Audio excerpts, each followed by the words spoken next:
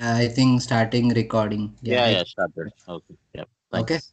Yeah, right. So we have only 5 members. I think we can wait Yeah, for a they'll minute. rejoin. Yeah, rejoin. Okay, we can wait for a minute. So let me share.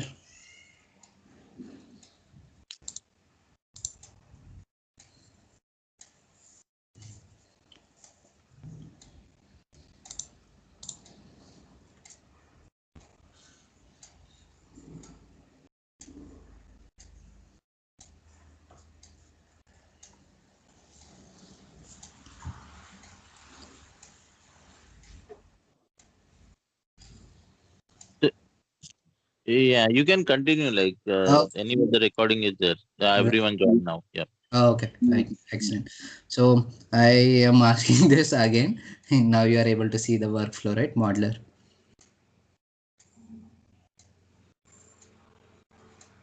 You guys are able to see the modeler. Yeah, yeah, we are able to. Okay, yeah, excellent. So here we go. So we now we know that we have what is the difference between ID and name. Now what is the naming convention and all that we will talk in a moment. But let's try to simply deploy a small workflow and then we'll try to discuss what our components are involved in each of them. Okay, so we'll simply say that there is a start task and there is a small task which has no meaning at all because it is like the default thing. So I have to choose one of them. So let's say a user task. Now we'll read about all the other types of components, but let's just create a small workflow and try to deploy and execute, and then we'll talk about each of them. So we have a start task. This is like just our application have public static void main. This modeler has something called start task. Now this is not the only way to task, but this is one of the ways to task. So if you like attend any of the Java interviews question, the most common thing that you will be asked is public static void main. Is that the only way to start the application? I mean, even though you are using ID or anything, is that the only way?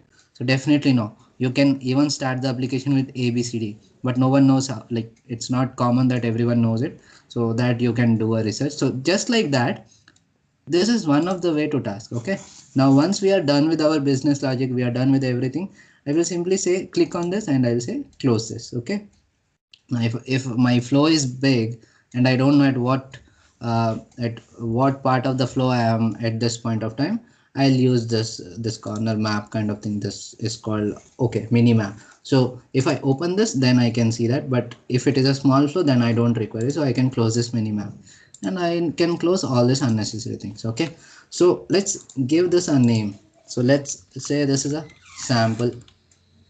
Okay, sample underscore workflow.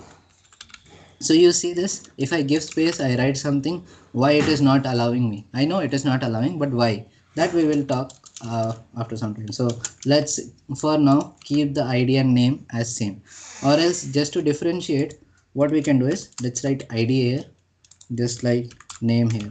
So we basically keep both of them are same, but just to differentiate between both of them, I am writing in this manner.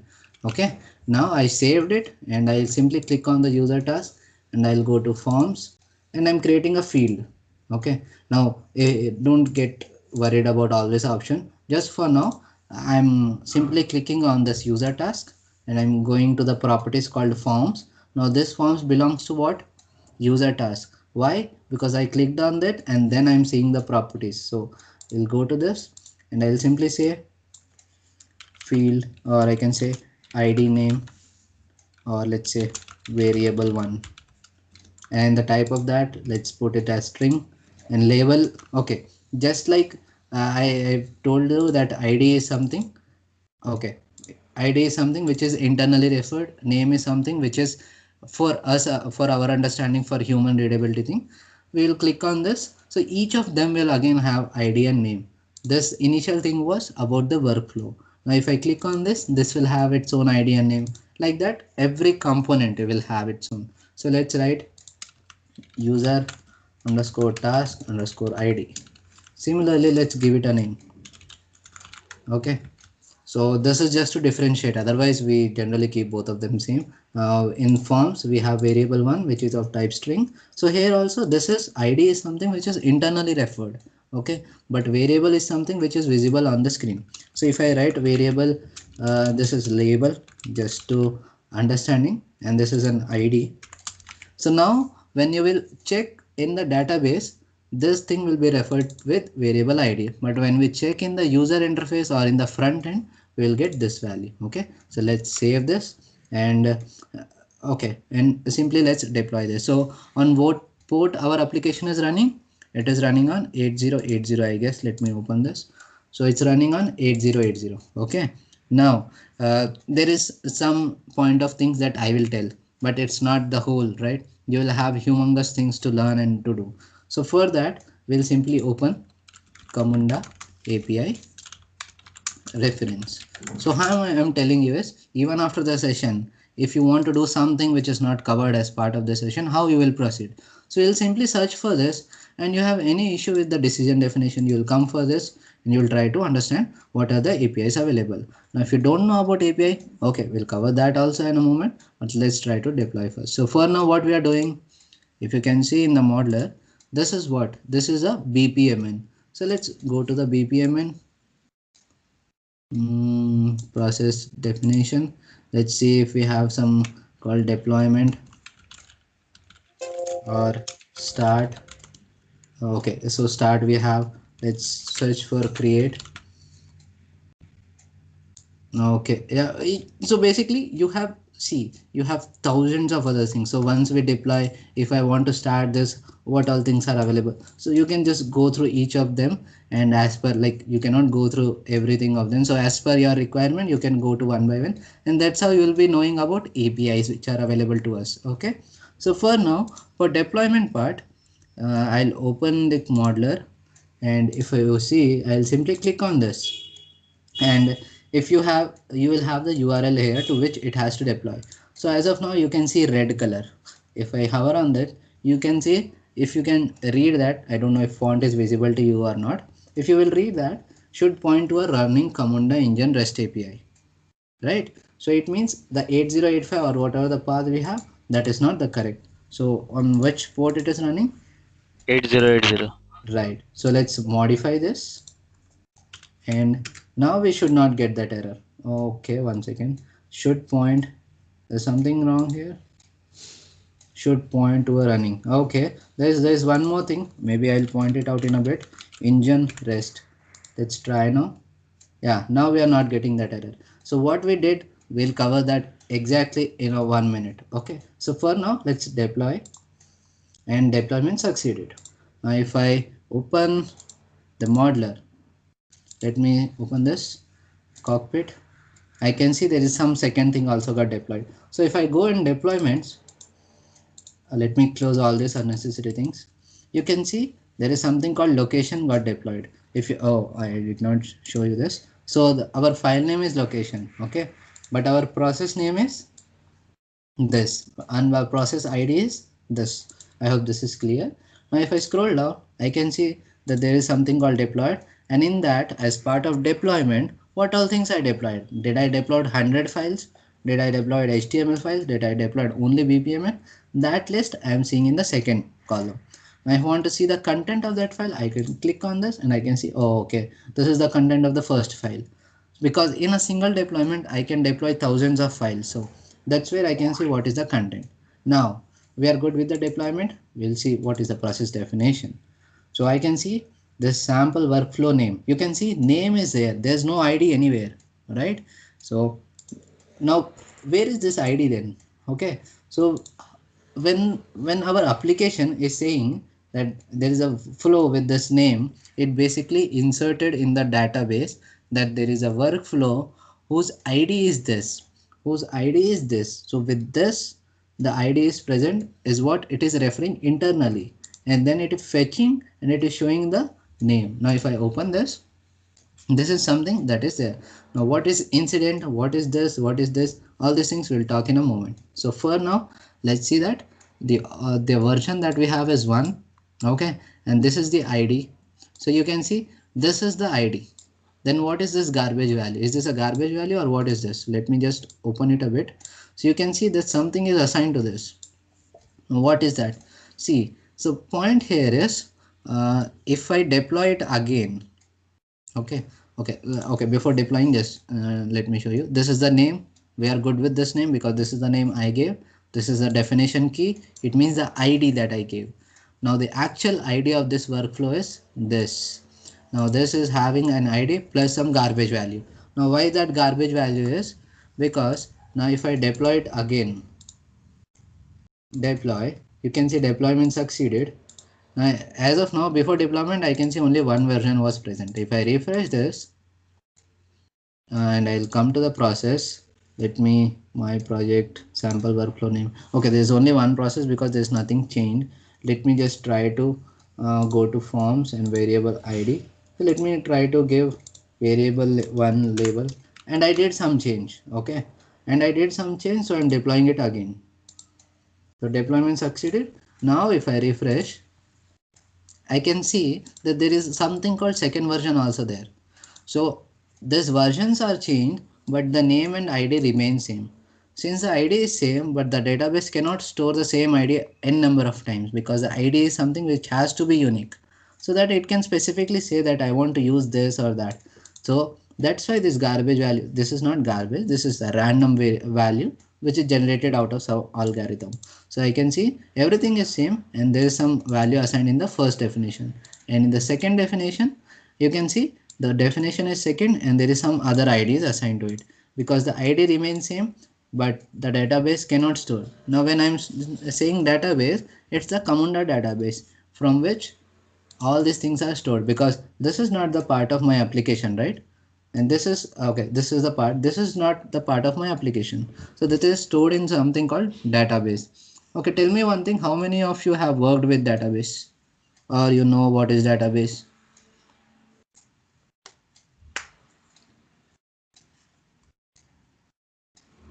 Sir, Yeah. SQL database. Any database. Hello, sir. Yes, sir. Worked on SQL database. Okay, so Yes. okay, so based on that, I can assume that you must have the knowledge of primary key, reference key, and all those things, right? Yes, Yes, sir. Yes. yes, sir.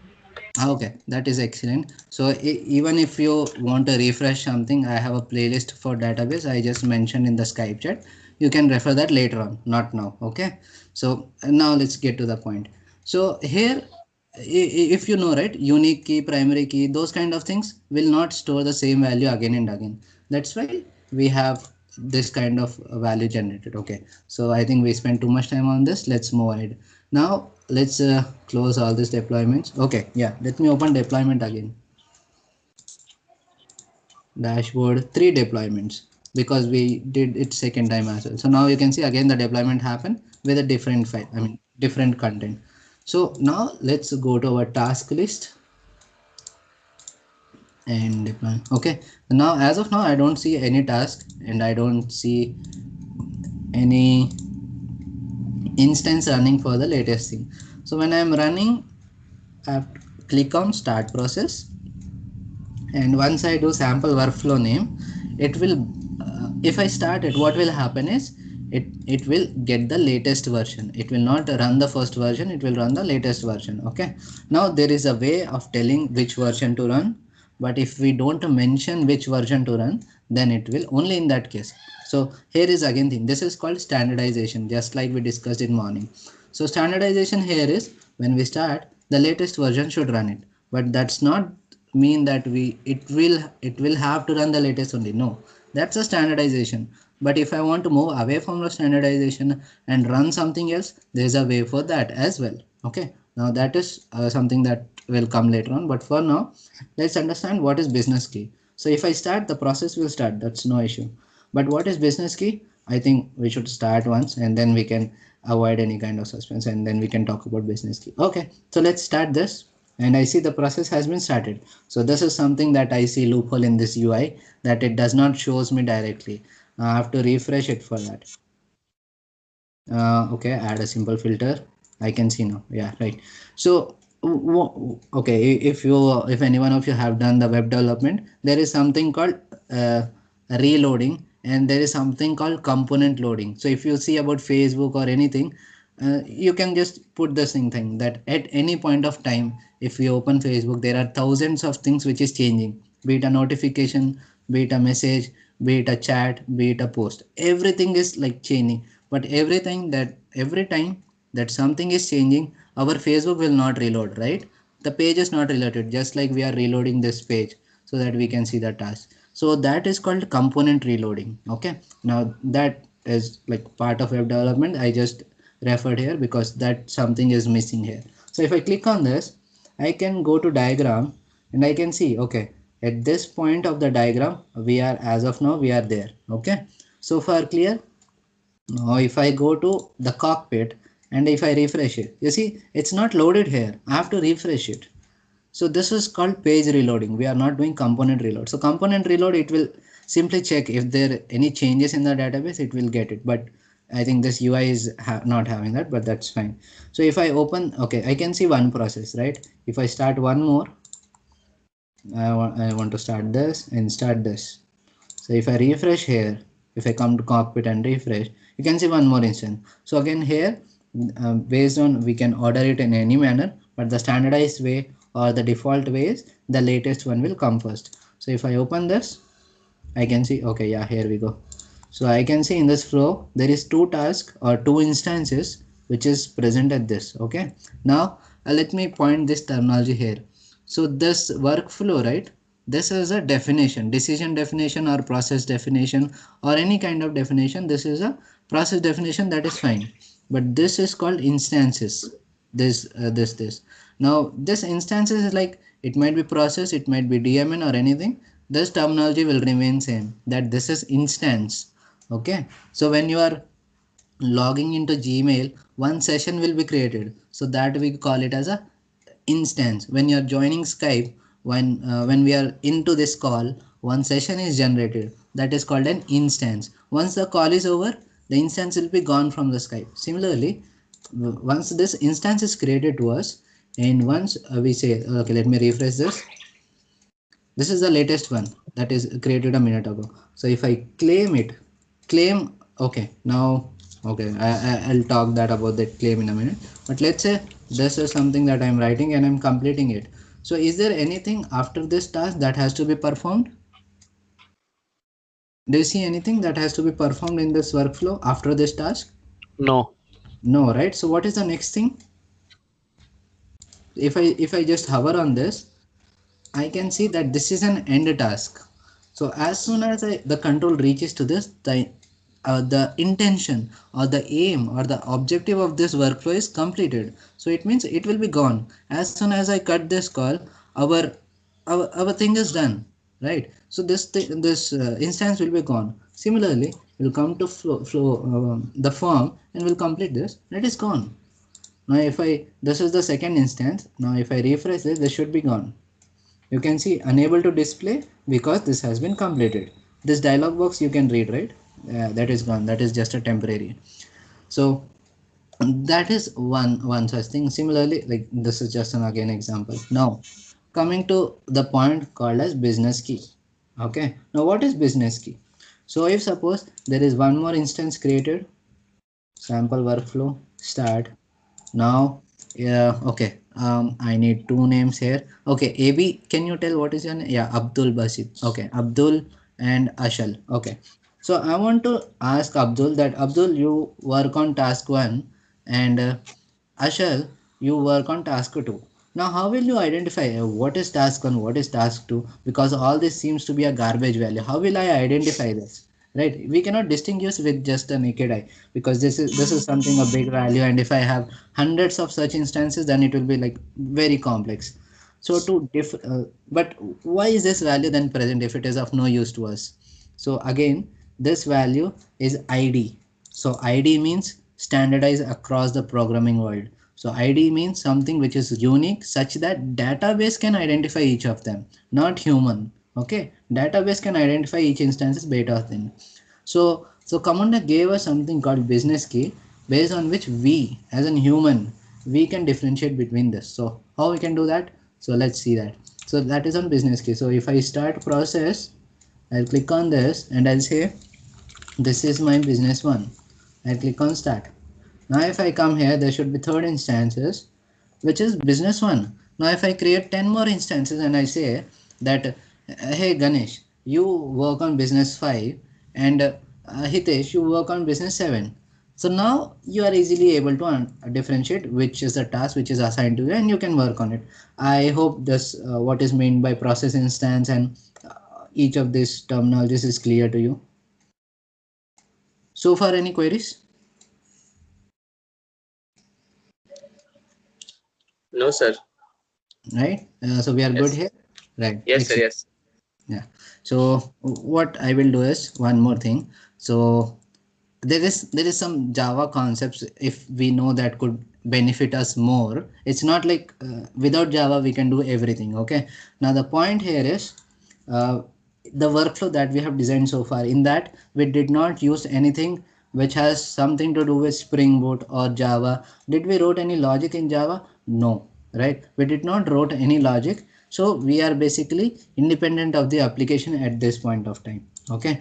Now on the surface level, if you know this information that Camunda, we can use it with the Tomcat or we can use it with the Spring Boot. Okay. Now when you are facing any queries and if you try to Google it that I am facing this issue in the Tomcat, then you might get confused with the solutions. Why? Because this is Spring Boot, right? So Spring Boot has a server, or I can say engine, which is called Tomcat. So then this Spring Boot have internal Tomcat. So we will not call this as a Tomcat. We'll still call it as Spring Boot. Now why I'm bringing this point out is when you're stuck in any queries or any problem, you will search for the Spring Boot explicitly, because if you don't, there is one more distribution called Tomcat distribution of Camunda. It means we can run Camunda on Spring Boot, or there is a separate Tomcat server in which we can run it. Though Spring Boot has an internal Tomcat, we have a separate Tomcat as well. Okay. So when you're doing some Google or you're stuck in some query, you have to differentiate whether you want to find the solution in standalone Tomcat or you want to find solution for Spring Boot. So that you need to mention. Okay. So that was one thing. Now let's talk something about this one. Yeah. So here we go. Now let's bring this box here, and we now know what is user task, right? What all things we can do with the user task. And yeah, there we go. Okay, before this, so this is the basic flow. Now I want to show you something. Camunda database. Okay, so if you go here, simply you will find all this database schemas, what all tables are there, and in what tables what will be happening. So let me just get you the Camunda database. Okay, this URL I can paste in the Skype. Okay, so you can refer that which table is meant for what. So this is basically very much useful when you're debugging something and we are stuck with something. Okay, and yeah, so this is fine. If I scroll down, you will be able to see how the tables are connected and all.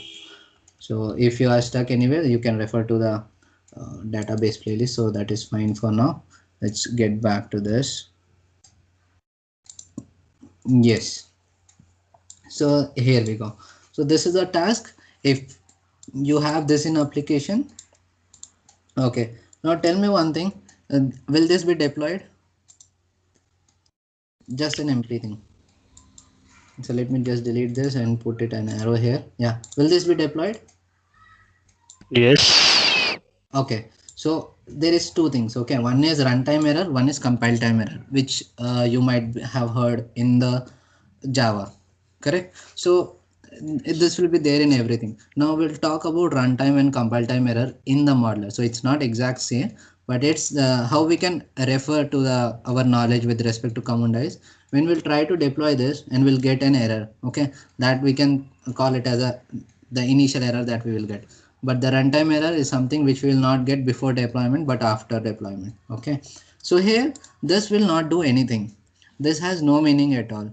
So when we start the workflow and the control reaches to this task, the commander does not know what is this, what we need to do. So even if this is deployed successfully, we will get the error on the runtime when you are actually running it, because you need to tell what is this. So when we are saying that this is a user task, we can use, okay, now I hope forms, what is forms? I hope this is clear. So what, Yes. that excellent. So we'll talk about input, output, extensions, and later on. For now, we'll stick to first three tabs. So in general, this is ID, you know, and what is ID, everything you know. Now assigning. So if I don't assign it to anything, right, only the admin can be able to see. Okay. Now similarly, candidate users, I can see, I can provide a comma separated values here. Now if I want to give this task to Hitesh, Vaishakhi, sorry if I spelled it wrong, and then if I want to give it to Abdul or Ria, I want that one of you four guys please work on this. So in that case, what will I do is I'll put you all four in a group. Okay, in a group, and I'll mention that group here, and then I'll simply run this. Now when the control reaches to this user task, this will be assigned to whom? This will be assigned to the group. Now whoever is a part of that group, they will be able to see this. Okay, now here comes the why do we need group and all. So now uh, Ria, Abdul, you both are one team and you are both belongs to this group. Now you both will be able to see this task, but Ria will say that I have some, I'm on something else, so can Abdul, can you take care of this? But it is visible to both of you. So as soon as turn your video on, is my screen share stopped? No, we are able to see, sir. Okay, No, fine. Okay, right. So where I was it? Yeah. Let's say Ria and Tanmay is a part of one group, and this is visible to both Ria and Tanmay. Now Ria says that I am stuck with something else. Tanmay, can you please take care of this task? Now what will happen is, because it is visible to both of you can open it and do it on your system. Then it is a redundant, right? Even you are working on an issue and the same issue is worked on somewhere, then it's like redundant efforts. I hope now when I'm using the term redundant, you are able to identify what is the redundant meaning, that that later efforts or the extra efforts is adding no value. So what happens is, as soon as I Tanmay clicks on this, Ria will not be able to see this task because this is claimed by someone else. So you see this, right? When we start some process, it is basically disabled because maybe this is assigned to a group. So Ria and Tanmay, both of us can see. But as soon as I claim, let's say I am also part of your group. Now, as soon as I say claim, it means I want to work on it. So now it is assigned to me, you. It is assigned to me. So now, though you are part of this group, this is not assigned to group anymore. This is assigned to me. So only I can work on it. Now, as soon as I say, oh man, this is taking a huge time and I have to leave, I don't have time. So this is a big thing and I have to do a bit research. I have to spend some more time to complete this task. So I'll say, I don't want to work on this. Now you see, it is again going back to the group's name. So again, Ria, Tanmay, everyone will be able to see that, whoever is part of that group. So that's how this claim and the group works. So any doubt on the groups? No, sir. Okay, so you do one thing after the session, maybe you can do some practical uh, things on this and then you can ask me again. Okay, so that was all about, okay, follow up, date, priority. This is fine. Let's not jump into that directly. So this was all about generals and forms, and now about listener. So let's differentiate between execution listener and task listener. Okay, before that I can tell you how we can use it. So the way I can use execution listener and the way I can use task listener, both are absolutely same. Okay, now why do we use this and why do we use this? So I can say when I have a main logic going on. Okay, the main logic is going on, so I want the control comes here, I want to execute some logic, and that logic is say, let's say some Java class. So I'll mention that class name here and I'll execute it. So that is called execution listener. Now coming to task listener, how, when should I use this? Because even if I create a task listener, I see that this is also a similar kind of thing. Okay, now what will happen? Where is it? Yeah, I have to click on this and then I'll get onto this. Okay, so here I can see I have similar kind of properties, just like the execution listener.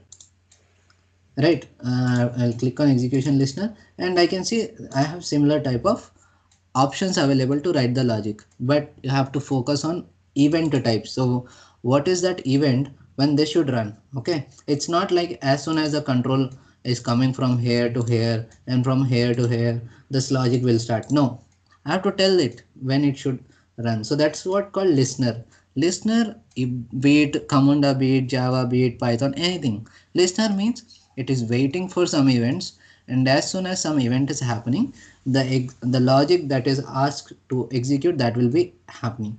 So because we are talking about listener, like any one of you have worked with AWS?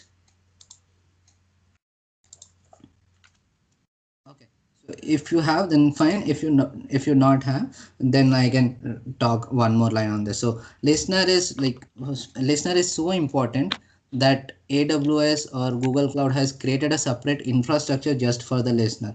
So what will happen is, I just have a small logic that as soon as someone is doing something wrong, I want to be notified. If I have a CCTV outside of my door, and if some thief comes in, I just want a mail. So this is not a big task. Just as soon as the thief comes, I want a mail. This is a small task. So for this, I don't want to download a Spring Boot. I don't want to execute a big instruction. I don't want to deploy. This is humongous task. I don't want to do all this thing. So I'll simply create a small listener. That's it, nothing else. And I'll say, when this happens, when some logic happens, this logic should be executed.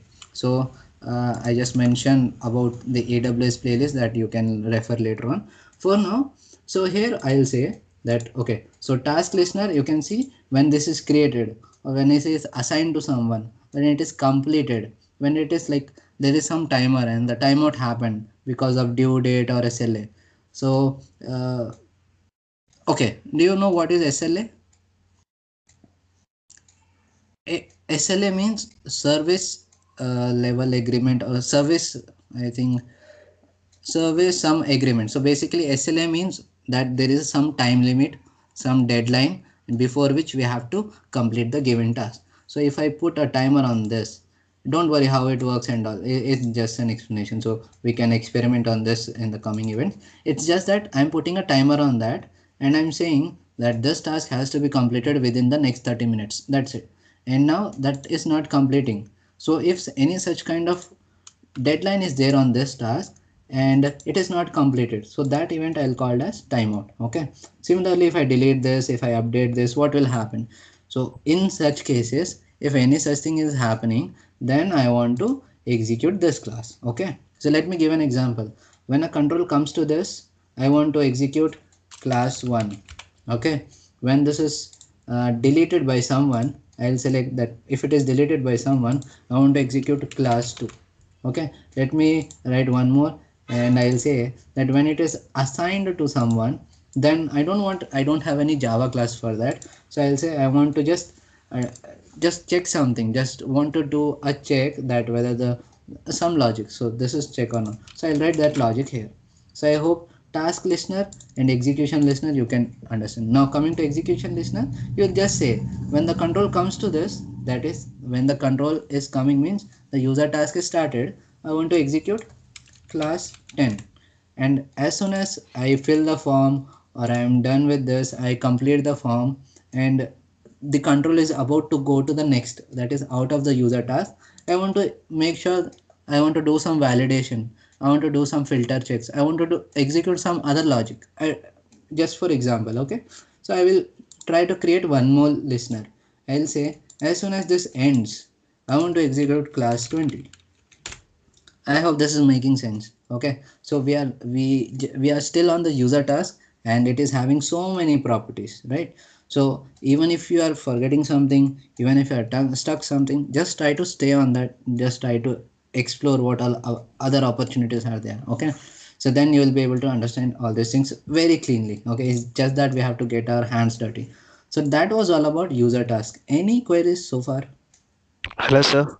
Yeah, So can you explain by giving some example? Because sure. I haven't understand anything, sir. Oh, okay, okay, okay. Okay. Okay, okay, no problem. So this is, yeah, no problem. So let me delete this complete task. Let's keep it as simple as possible. Okay, let me just show you how a Java file. Okay, apart from Hitesh, anyone has the doubt in the previous task that we explained? If you didn't understand, that's fine. I just want to know if there's a majority of people or not. No, sir, no Yes, issue. sir. Please explain it again. Yeah, no. So this time we will do it practically. So definitely even after doing practical, if still you did not get, then we'll do it again. No issues in that. Okay. So Okay, no here, problem. so this time what we'll do is, this is a user task and we have a form in this, and this we have already executed, so we are familiar with this workflow. Now let's do one thing. I'll say, I'll go to listener and I am creating a listener, and I'm saying as soon as this is starting, okay, I want to execute a Java class. So let's do one thing. Let's write a Java class first. Okay, so this is my project, and you see it is still in running. Okay, I'm not doing anything. So let's open Java and this.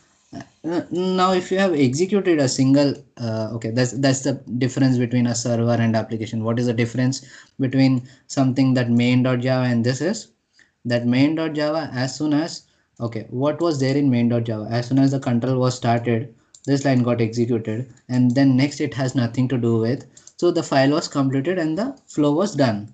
So in the previous session we executed main.java, right? So it simply gave us 6 by 3 is 2 and it completed and it stopped. But why this is not stopping? Because this is something called server, which is running continuously. And now here, how I am telling that you have to run, I am telling it by using this annotation. Okay, now I will not talk on annotation much because we have something else to discuss, so we'll focus on that. But it is just to show what is the difference between something that we have run, that is main.java, and what is that difference that we are running now. So it will run continuously because it is a server. And what is the internal server? It's a Tomcat server. So until and unless I stop it, it will run continuously. It's the same with Django or any other framework. Okay, now let's get to the point. So here, let me create a new package, because now I am using class 1, next I want to use class 2. So all these are meant for delegation, that is a classes that is used to by workflow. So I am going to create a package so that I have a proper grouping, proper structure. So let's say this is a demo. Okay, so it's a demo package or demo logic. Okay, now you see the package is created. Now if I go to the Explorer, I'll simply see that under workflow there is one more folder created got demo logic. Now here I'll create a class. So let's write here just set, okay, class name should start with capital letters. Okay, that's a naming convention. So you know camel case. Now in the camel case, if we put the first letter of the class also as capital, that is called class name. So let me write a class name called let's say, okay, just let me write setter,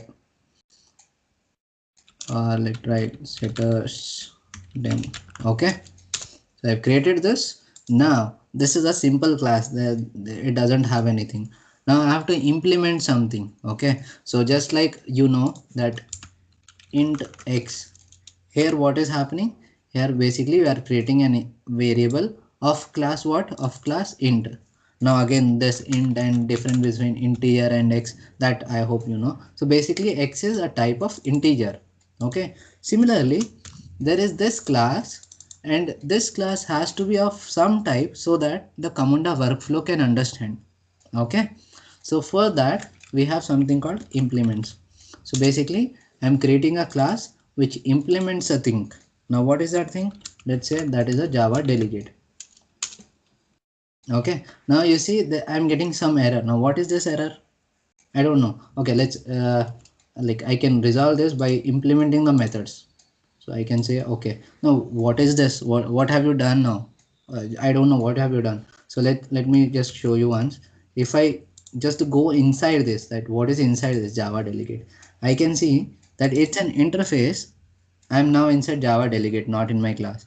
That it's an interface. Okay, so if it is an overloading for you, I can you can ask me to pause for a minute at any point of time.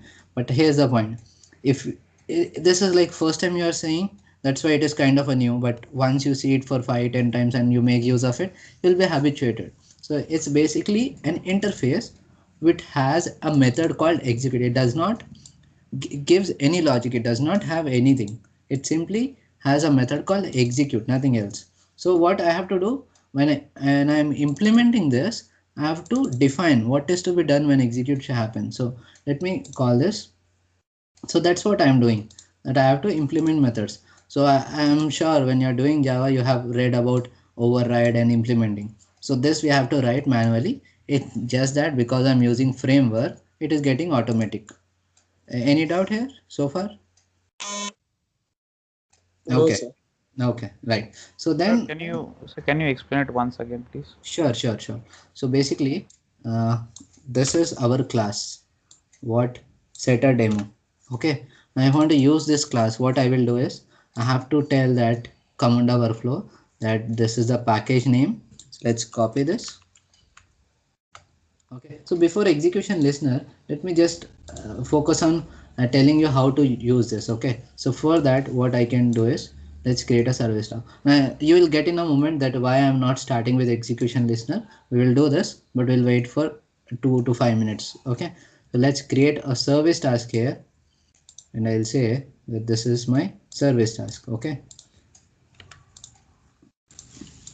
And this I will say, let's say sample service 1, and I'll say the same thing. Okay, so here let me, so what I'm trying to do here, it's just showing how to execute a Java class from the workflow. That's it. After that we'll try to implement the execution listener. So here we go. So this is the service task, and implementation I'm saying that I want to execute what? I want to execute a Java class, right? So what is the class that it is asking? So what we need to do is we need to tell, okay, this is the package name. So I'll copy the complete package name, copied, and now I'll put it here. In that package name, I have a class called setter demo. I want to use this. Okay. Now how will I refer? I'll put a dot and I'll paste it. So now as soon as the flow is started, okay, first it will come to this and it will say, okay, it has to execute a Java class, and then it has to go to the next class. So far clear? Is it clear? What are we doing here? Yes, sir. Yeah. Okay, Yes, sir, absolutely yes. fine. So now if I run this, right, it will say, I don't know who you are.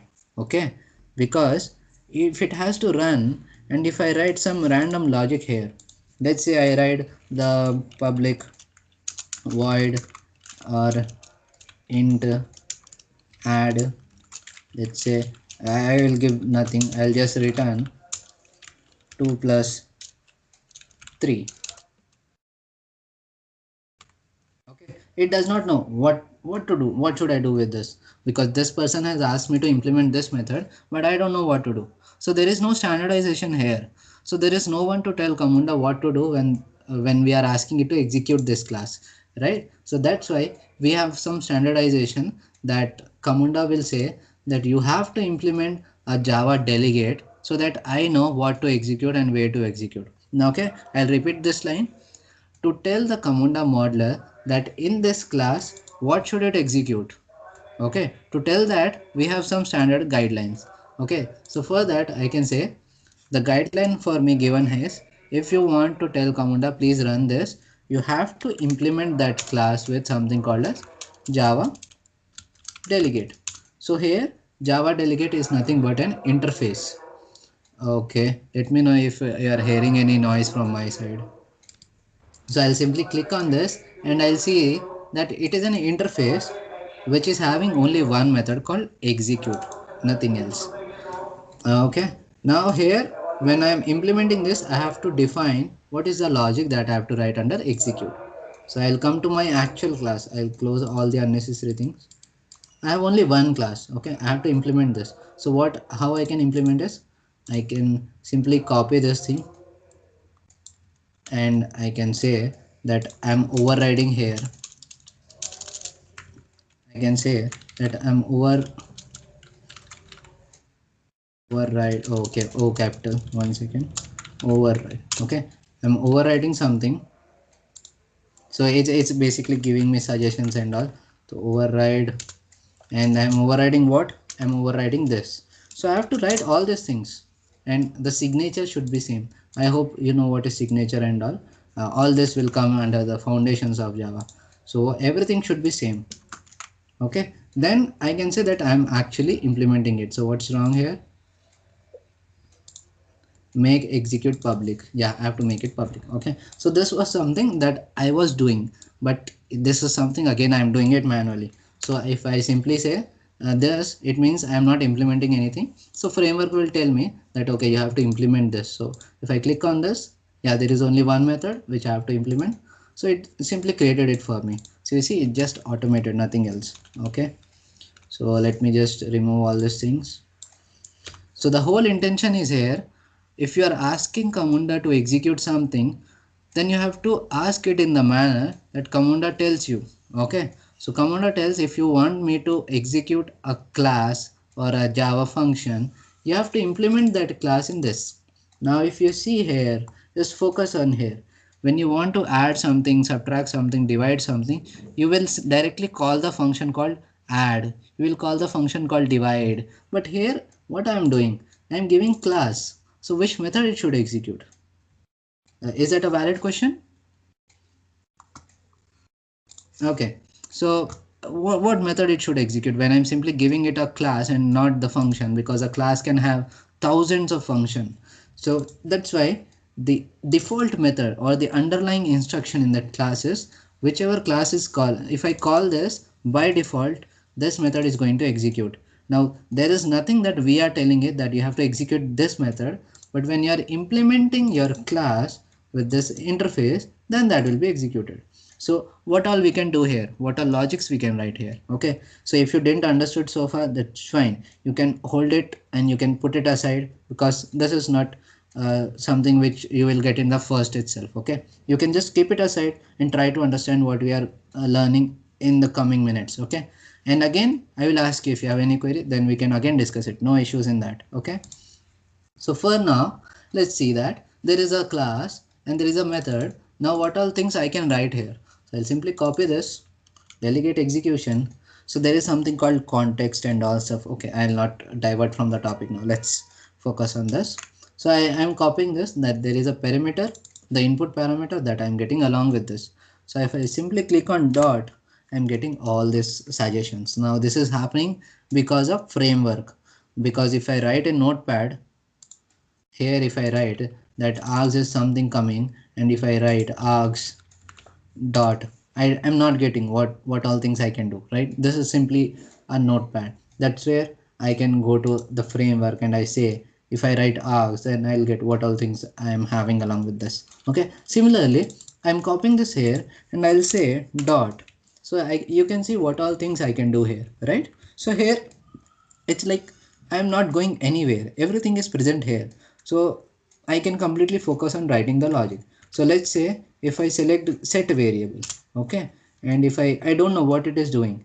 Okay, so if I simply go inside, I can see what all methods are available. So this is how we can get the documentation in the framework itself. Okay, now that's not the topic. So what we are going to do is we are simply going to create a variable and set a variable. Okay, so let's say we have a variable called IntelliJ variable.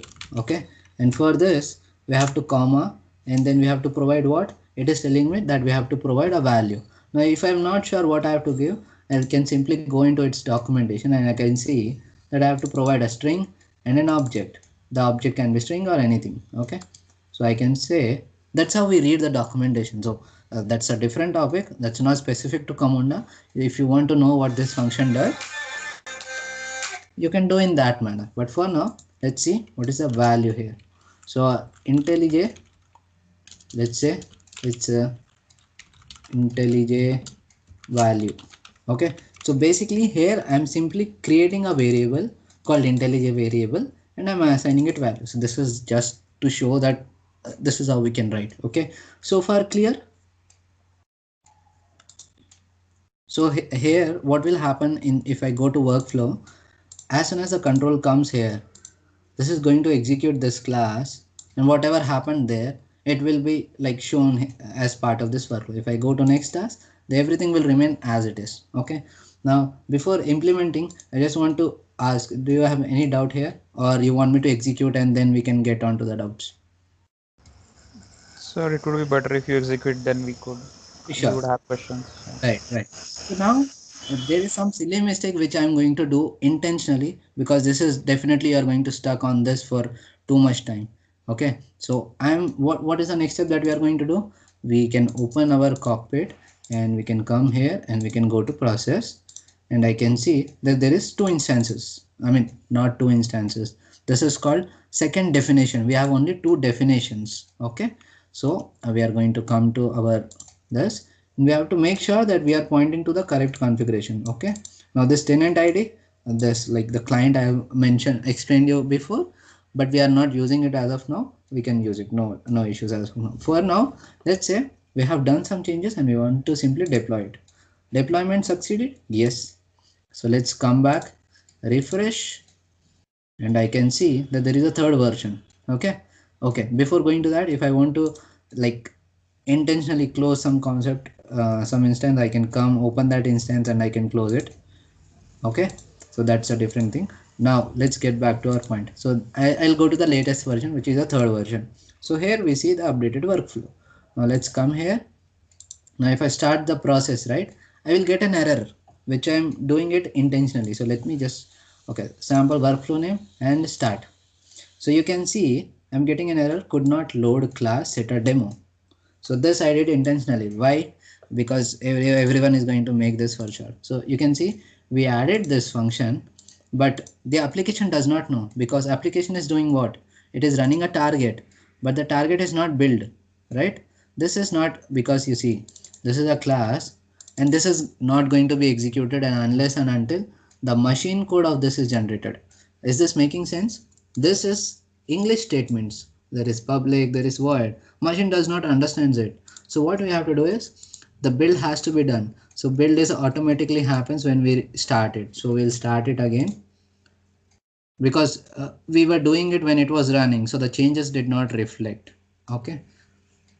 Now what we can do so that the changes reflect continuously, that is out of the scope for now, but that can be done for React, for Node.js, for Angular, but not for Java because it is based on target. Yes, we can do it, but again, it's a complex process. So let's wait for this to start.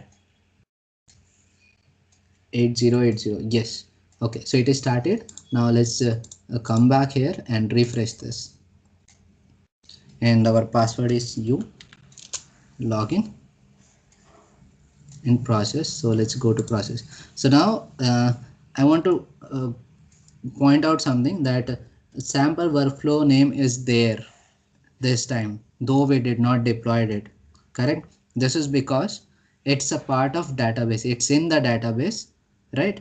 Now where is the database? When did we create it? That's hold on that for a moment. But for now we did not deploy it. We just restarted it and it is coming because it is fetching everything from the database. Okay, so we'll talk about that. You can make a note of that if you want to ask anything about that. So for now, let's go to this, and we have a third version, and let's refresh. Okay, let's open task list again,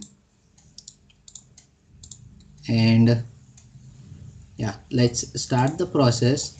This is my name and business key. Let's say the class logic start. Now I see process has been started because the logic that I have written for that, the machine code has been generated. Hey, how you are saying that?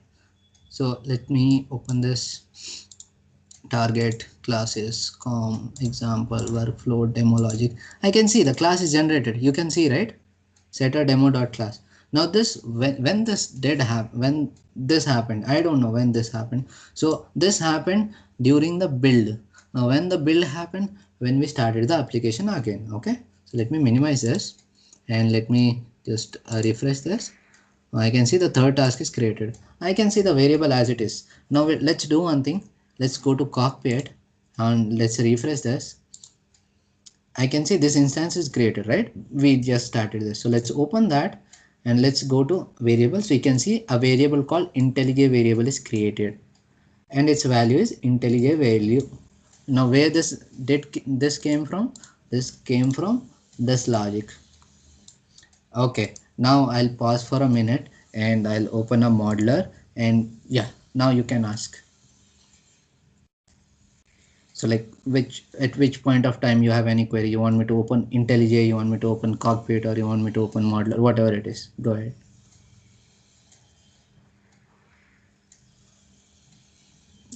Is the concept clear? Hello, Yes, go ahead. sir. I want to ask one thing. Yes, While we run Spring Boot, that WAR file is opening, no? While regenerated, while yes. generating, no? Yes. Then we have to save copy that file into that web apps. It means Tomcat. Then No, no, then no, no, no. we get run. No.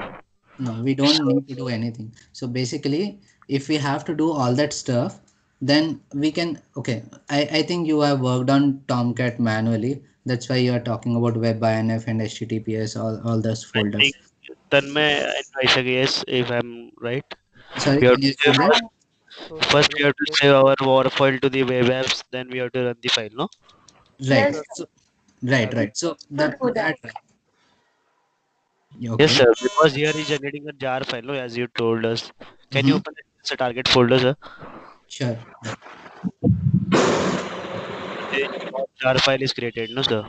Yes, yes. So whether we have to this copy paste in web apps or is as it is, we have to keep here only. Okay, see. So web apps, that is a Tomcat or the server or the Nginx structure. Okay. Now this is Spring Boot. This itself is a server. Just like I told, Spring Boot has an internal server called Tomcat. Okay. So that is the benefit, right? If I created a jar, I create a class, I put it in WebINF, I created an HTTPS, or based on the server which I'm choosing, there will be different folder in which I have to place the jar.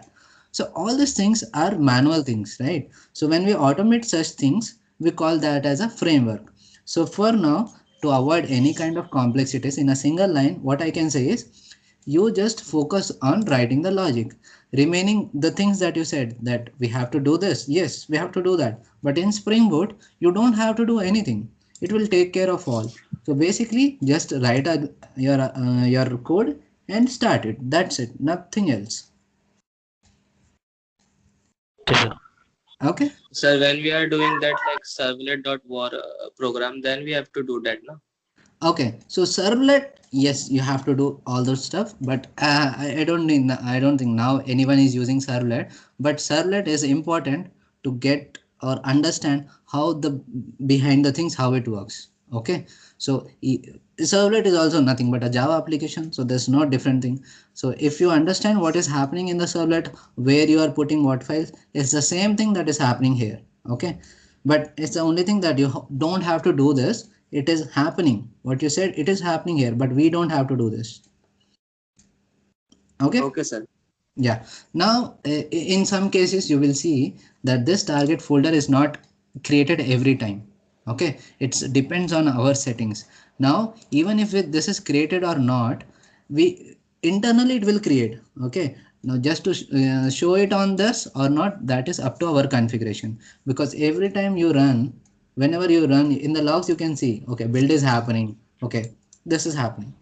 So whether if this is not visible to you, don't come to conclusion that the bytecode is not generated for you. No, it is generated. Okay, so let's take a scenario for a minute, that in your Eclipse, okay, if you are running it and you don't see target, but still it will run as expected. Okay, now even if the IntelliJ, if I don't see this, it will run as it is. But if suppose there is a compulsory scenario where I want a target folder, even though it is running fine, I don't care, I want target folder.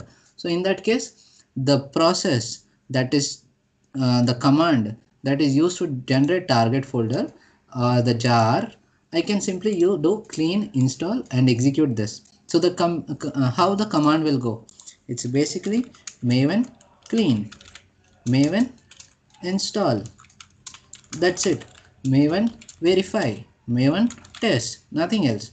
But I don't want to do all these things. I want my IDE to take care. That's why I'm coming to you. If I have to do all these things, then why I am coming to you? That's the question we can ask to framework. Okay, that's the question we can ask to when we are choosing the IDE. And as per my knowledge, all these things will be done by Eclipse as well. Okay, so even Eclipse will do all this on its own. So yeah, anything else? Anything you want me to open cockpit or something?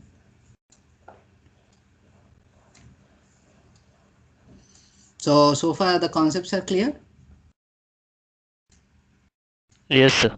Okay, excellent. So let's talk about some other tasks. Let me just bring this here, and let me just talk about script task.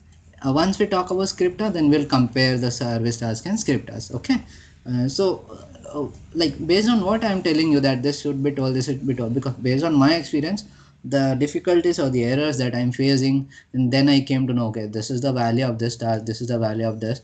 So based on that, I'm choosing the priority or to which task to tell first and which not. Okay, now here we go. So script task. If I just want to execute some script, okay, here I can select whether it is an inline script. Means the script which I'm going to write within the small box, and this box can be increased, whatever we can do, but I'm going to write in this small box, then we call it as a inline script. Okay, now if I have a big script, so I'll place it under where? You should be able to answer this. I'll place it under the resources, because my script file is something which is not Java. Okay, if it is a not Java, then I'll put it under the resources. Okay, it should be self-explanatory from now onwards. So I'll simply put that script there, and I'll say that, okay, this is the path that you need to search for. So Hello, here sir. what we are doing is, yeah, go ahead. Sorry for interrupting. For last part, I want to ask one thing, that you have used Java Delegate, no? Right. As Nishan sir share us some videos, in that there is a Logger Delegate. Is there any difference between Logger Delegate and Java Delegate? Okay. So okay. So suppose if I don't know what is logger delegate, what I can do is I can simply just instead of this I can say, okay, let's try to understand what is logger delegate. Let me open new, and let's say this, and let's say logger demo. Okay. Now this is not logger delegate until and unless it implements logger. I don't see logger delegate. Are you sure you're okay? Okay, my bad. Sorry. Yes. Implements logger delegate. Yes, it is there. No, I don't see logger delegate. I don't see such thing. I think. Can you confirm, please, Tanmay or Vaishak or anyone? Okay, so basically, maybe for that logger delegate, you might have added some more dependency because of which you are getting. But if you see, if you want to answer the question that you have asked, what is the difference between the Java delegate and logger delegate? Okay, the best thing that you can do is not about only this, anything. You can open the Java delegate. You can see this is the content. Now then you can open the Java delegate or whatever the logger delegate, and you can just see what is the inside of that, and you can see whether the Okay. content is same or not. Okay, that's how you can Okay. simply say. Okay. Yes. And I would prefer that if this doesn't solve our issue, it's not about only logger, anything. If this doesn't solve our issue, then we can go to documentation. But the main point of seeing here is when we are focusing on the IDE, the more we get internally, the more benefit it is, because I'm trying to solve something, and then I'll go to YouTube, and then from there I'll go to BBK Vines, and from there I'll go to cartoon, and that's how we get divided. So the point here is the more that we get within the framework itself, the more benefit it is for us. Okay. So now any queries with respect to how we can see or anything? If I export this, okay, this is some license, and I can go inside any package itself. Okay, and I can see in this class I have thousands of other classes. Okay, so like that I can explore what all things are there. Okay, now in IntelliJ the keys might be different, shortcut keys. In Eclipse the shortcut keys might be different. Okay, so how so there is this point. Let's say you are doing Eclipse for, let's say, 10 years. Now if I say, hey, please use IntelliJ, no, at least for my sake, but coming to shortcuts you will be habituated to Eclipse. So what you will do? So for everything we have a solution. Like for settings, if I go to key map, okay, in the settings, if I key map, I can select that I want to use Eclipse shortcut, I want to use NetBeans shortcut, I want to use something else. Okay, once everything is done, you can come back to default. So that's just one workaround. Okay, so any other doubts so far? Okay, let me open this once again. So settings, key map is nothing but the way the shortcuts work. So for for the Eclipse it will be different, for the IntelliJ it will be different. So if I want to use the Eclipse shortcut in the IntelliJ, I can select Eclipse and I can click on OK and apply. So that's where we will try to avoid a gap between IntelliJ and Eclipse. Yes. So let me, I think this is fine, right? Logger, maybe that is not implement, or that might be something else. Logger delegate, because I don't. No, sir, that is not Docker delegate. I seen now that is Oh, Docker delegate implements the Java delegate actually. okay. Sorry, sir. Actually, logger delegate. Okay, so here we go. So Implement. logger delegate, you see the class name is telling you that Yes. this delegate I'm going to use it for logging. Okay, so the class name should tell you what is the logic inside that. So that's fine. So if I'm going to use this for setting a variable, that's why I use setter demo. If I'm going to just system.out.println, I will say the sysdemo. I want to log something, I will say logger demo. So it's just that want the class name should be self-explanatory. Okay, that's good that you bring out that point. So we learned something about how to read the documentation. Yeah. Any other queries so far? Okay, you can ask me in between as well, no issue. So let's get on to the point. The script task. So here I'm saying either I'll write inline script or I'll create I'll create a script somewhere else and I'll put it as a resource or some other path or some other URL or somewhere else. I'm not sure, but it is going to be external. Then I'm going to get the path to this. Okay, so this is simply executing the script. Now you can say I can execute the script in service task also. Then what is the script task is meant for? But you can see script task is only for executing the script, only for executing. But coming to service task, I can do what? I can execute a Java, I can use it for expression, I can use the delegates, I can use the external, means the same thing that the script does, and then the connector. It's that compared to script task, service task is a completely, not completely, comparatively high weighted, light weighted application, high weighted. I think those points you might not be aware of. It's just that if you just want to execute the scripts, then why to increase the code by adding the sample service or service task, because it is having too many properties. So your code of XML. So basically, whatever you are dropping here, the XML code is getting generated, correct? So if I simply want to execute script and nothing else, then I should not go further because it is having too many properties and it will be a burden on my code.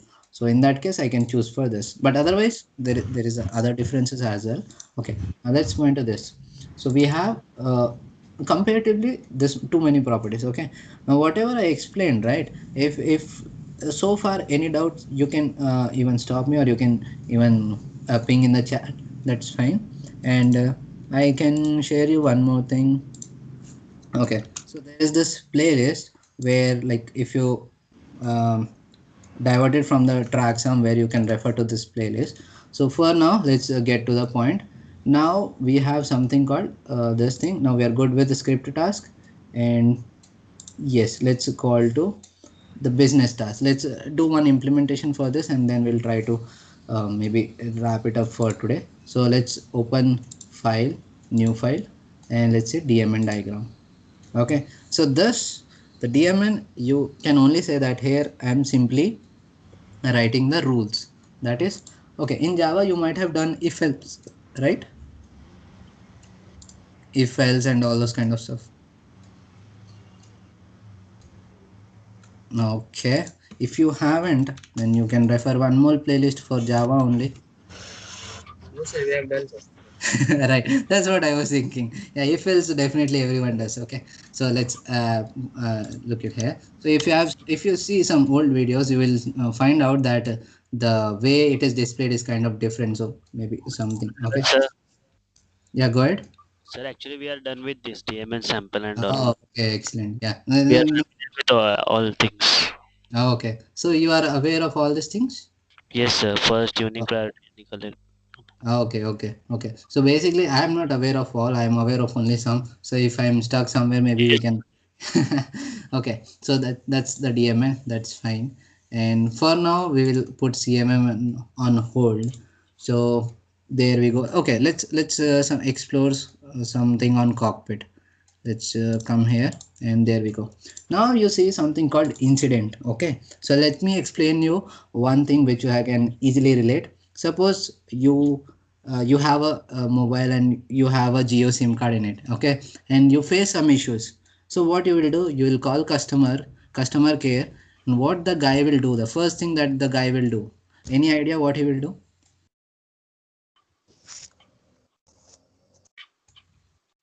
Just a random guess, something. Maybe he'll verify the details, or maybe something he will do, but at the end of the conclusion that, okay, you explain me this problem now, Vaishnavi have this problem, I got it, but I am customer care, I am not the developer, I don't know what is the issue. So how can I help you? I don't know how can I help Vaishnavi, but if I don't help, definitely that's not a customer care. So what is the thing that I can do so that I can be of some help to Vaishnavi? So for that, what they will do is they will create a ticket. Okay, so this thing, when we were in college, we definitely never heard of this thing, but across any company, be it a hardware, be it a software, for anything, there will be a ticket created. Now, when is the ticket created? We have to ask some questions. Just like we ask some questions about when we should be adding configuration variable in the configuration, we have to ask when the ticket is created. So there is a regular flow in the good term, or in the professional term, we call it as a happy path or green path. So green path or happy path, by the name, I hope you would understand that it is when the application is executing the logic or working as expected. That is called a green path or a happy path. So if that is working, then it's fine. But Vaishnavi called me. It means there is something wrong with the happy path, that Vaishnavi is not getting the service. So I will create an incident, or I will create a ticket. So what we will do is, so when incident is created, and I will assign it to a group. Now Ashal is a part of that group. I can say, Ashal, Ria, one of you please work on this incident, and that's how I can say that, okay, Ashal has really worked on this incident. So there we see accountability as well as the task assignment. Similarly, I can say what is incident. Okay, so what is our expected logic? We will start the flow, and then the sample service will get executed, and the user task will get executed, and then the end task. And once that is done, the flow will be completed. That's as simple as that. But something wrong happen in the sample service, let's say, for example. So what will happen is, this is not completed, but some error happened here. So what will happen this time? It's not like the file is not found or not. That is a runtime error. But apart from runtime error, if it is stuck, it is not moving backward, it is not moving ahead, it is just staying there. That is something called, there is some exception happened. There is some error happened apart from those runtime error. Then at that time, this instance, if I click on this instance, you can see green, right? Now this instance is in process instance column. But if incident means something wrong happened with this, then this will automatically go to incident. I hope so far it is clear. Okay. Yes, So, sir. so if I go on the dashboard, I can see zero incidents as of now, means everything is working as expected. So if incident come, then what we will do? So basically, when the incident come, you will find out. You will open your workflow. You will say, "Oh, okay, I did not write the try catch exception. I did not have any task to catch anything wrong if something is wrong, because we have uh, logics available to write that if something goes wrong here, it should come here, and then it should end." So those kind of logics we have. But if suppose such kind of boundary or such kind of exception handling or such kind of validation, if something is missed or some exceptional scenario came which we are not able to handle it. Okay, before this, do you know try catch and all, exception handling? Yes, sir. Little bit. Yes, sir. Yeah, that little bit is fine. So what we are doing is, we didn't handle that, so now that is causing an incident.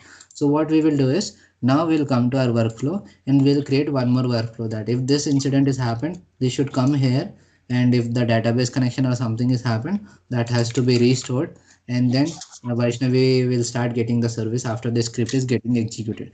So that's what, who will take care of this? So who is working on the incident? Not the customer care person. Customer care person will create an incident, and the person who is coming to your home or fixing the service, we can say that person is working on this incident, or I can say that person. Okay, I can explain you in this manner. So instead of this, I can say I'll create a user task. Okay, now as soon as Vaishnavi is stuck on this, she made a call, incident is created. The control is that the person will send to your home. So that is a user task. Now he will fix it, and then it will be end. So now how we can tell Kamunda that do it in this manner? So telling Kamunda means that, so this is a free version, you can see. So here we cannot do, but just to tell you how the process goes, I'm telling. So we have incident here. We will see instead of process instance, we will see it in the incident. So I'll say incident that it should move to the next version. Now where is the next version? That next version is where I'm sending the person and I'm creating the new flow and I'm deploying. So there I created one more task which will handle this incident. So I will see version 4, and now I'll say incident should now move to version 4. So that's how we handle exceptions. We have too many other ways. We will try them one by one. But for now, the main thing is our service task, user task, and this end event, start event. Okay. Now the last topic for the day that I will cover today is the sample service. Okay. So in the sample service, do you need a break of 2 or 5 10 minutes like that, or can we continue? No, sir, continue. Okay. Hey, you guys are in a good form. Okay. Yeah. So here we go. So if I say that I want to make an, okay, let me ask one more question. How much familiar are you with the APIs, the get request, port request, those kind of things? Not much, sir. Mm, okay. We So have done with now that message passing of that gate post and all in Postman okay. session.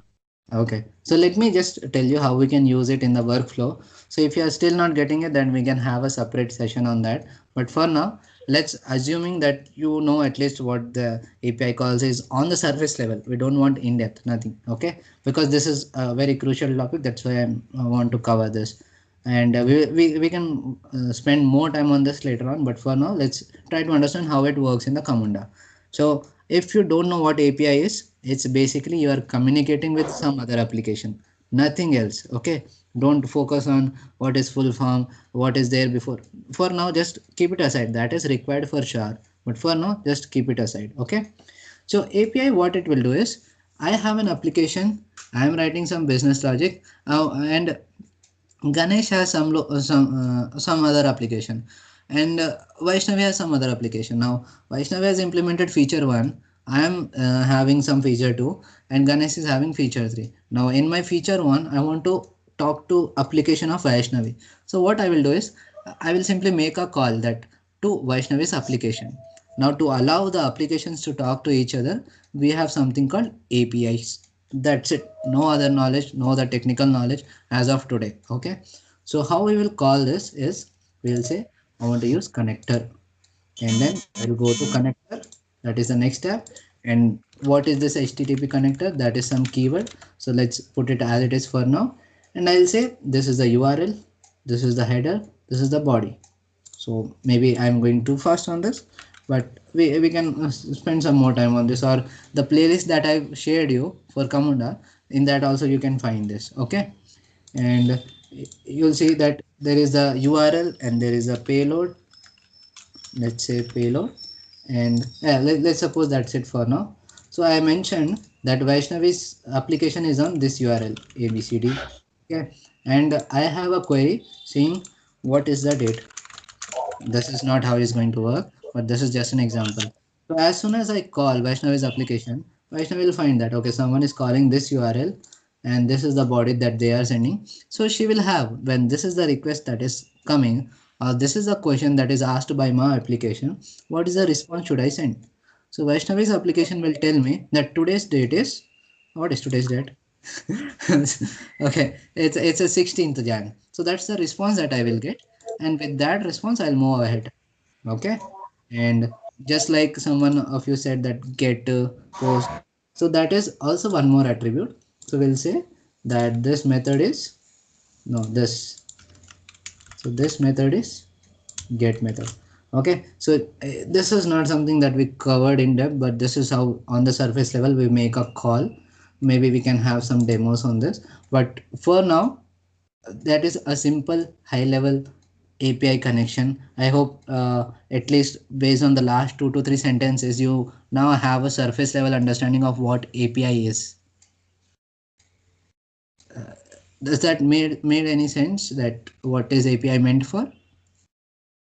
it's just to communicate with some other applications. Okay, it's just like I asked Vaishnavi what is the date in my payload and the URL that I gave, and then I'm returning and getting the some response, so that I'm going to use it. Okay, so that was about, yeah, go ahead. No, sir. I said yes, sir. Oh, okay, yeah, Hello, excellent. sir. Yes. Connector ID is only that HTTP connector only, or we have to write another one, or you write for temporary, sir? Okay, you are asking about this keyword. Yes, sir. Okay, so this is basically we are pointing to which library to use when we are making this call. Okay, so the point of confusion here is we are not having any drop down. How will we know what all the libraries are available and type of thing? So when we read about the APIs, right, or we can say, let's say this. When I want to talk to Vaishnavi's application, what are different methods that I can talk? So basically there are two on the surface level. There are some more, but popularly there are two ways that I can communicate with the other application. I can use SOAP based, I can use HTTP based. Okay, so SOAP based is like, if it is very old application, then we'll have a SOAP. But if it is a new application, we don't have any such thing called SOAP. So we'll stick with HTTP. So these two terminologies, if some of you are not getting it, that's fine. That is not required for Yeah. now. I want to So add one point that XML format is for SOAP service and there is JSON format for REST service, I think. oh, okay, okay, okay, okay. My bad, Hitesh. Maybe I didn't heard you that question. I thought you were asking the difference. No, sir. Thanks. Okay, okay. So then suppose let's say Vaishnavi's application does not support the JSON thing or the format. Okay, maybe if everyone is not aware of it, I'll not speak on that much more. So when we'll have a good thing, end-to-end discussion on the APIs, maybe we can talk on that. So for now, that is the overall that Hitesh mentioned, that for HTTP you will use the JSON payload, and for SOAP we have XML payload. Now I'm not sure whether you know SOAP or XML, all this terminology. That's why I'm not going to spend much time on that for now. So I think that's all for today that I'm going to cover. So you have any other doubts here about small things or anything about the code or something? If not, then I am going to cover one last thing, which is this. So on disk, what is on disk, what is in memory? Okay, so you saw, right, I stopped the application in between. I stopped this application in between, and when I but still I saw that there are two definitions, like not the one that is that we asked the application to deploy, but there were two, because the one is already deployed. So it means it is getting it from database, right? It means it's storing it somewhere. So that database, we are not spending time to configure the database. We are not spending time to anything. So we have something called as on disk h2 database. So that is this file, you can see .db, right? So this is the database. Okay, now if I choose in memory database, so what it does is there is no such file which is getting created in like this. Okay, if it is creating, right, so whatever we are doing, once we stop the application, the database is gone. I think the name is self-explanatory, in memory. So during the time that application is running, the database is there. Once the application you stop and start again, it will be again a fresh database. Okay, so if you're not sure much about database, I shared the link about the database playlist, the Java playlist, Camunda playlist, and I've shared everything. And let me share, see if anything is missed. Okay, so initializer I have shared, right? Okay, let me send again. Initializer is this, and then if you want to know what are different kind of tables inside that, then you can use this. Everything you can find in the documentation. And then yeah, that's it. And if you are interested in some other topic related to Camunda, or if you want to see the use cases that is already present, you can refer to this playlist. Okay, so I think that's all for now. And I think Nitesh, you are there? Yes, sir. Not. Oh, sorry, Nishant. Yeah, Nishant. Mhm. Sir, there is no, sir, I think. Okay, right. So it seems Nishant is something on is on something else. So I'm going to stop the recording, and before that I want to ask the last question, that any other doubt. Now even Nishant is not there, so you don't need to hesitate about anything. If you want to ask something, you can ask. Okay, so topics, I covered it for today's thing. So if you have anything, you can ask me now. Sir, I had a doubt. Yeah, go ahead. Your voice is bit low. Yeah, am I audible now? Yeah, perfect. So yeah, I just wanted to ask, to starting tomorrow, like the next POCs which will be made using Spring Boot, will they be made on Eclipse or IntelliJ? Like, so it So would be.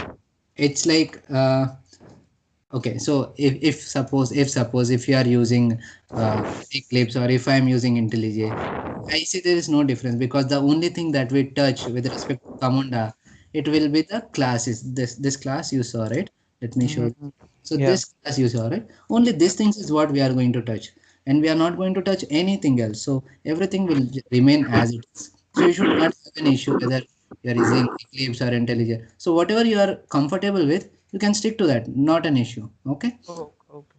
Okay. No problem. Okay, so this example, I thought like we had a demo. Only we are going to use this kind of logics, nothing else.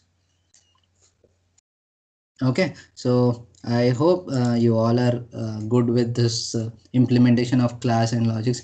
And the point that I would suggest is, let's try to write the logic as much as possible within the file. Okay, and we'll not try to write our logic in the application. Okay, because what is the loophole here I see is, if it is not possible to write the script in the file, then it's fine. But we will try our best to write or stick everything within the file. Why is it? Because if suppose I'm writing this code here, so if I share my workflow file to you, you cannot be able to run it, right? You need to have this code in your application. So my preference would be, if there is a small logic, this thing which I can write in the workflow, then I'll try to stick to it. Okay, I'll try to write the script here only, because in that case, even if I don't share my application, if I share only my चल BPM जाते हैं file, babe. sorry. You had any? Okay, the whole point is, if my first preference would be write script in the file itself, so that just with the sharing of file, I am achieving my objective, that Hitesh should be able to run it. So that could be the preference, and try to avoid writing as much as in the application. But if it is not, then you can go ahead, and we have seen how to write this, and I hope there is no query in here. Now if I not sure what all things I can do with this, you can simply simply copy this.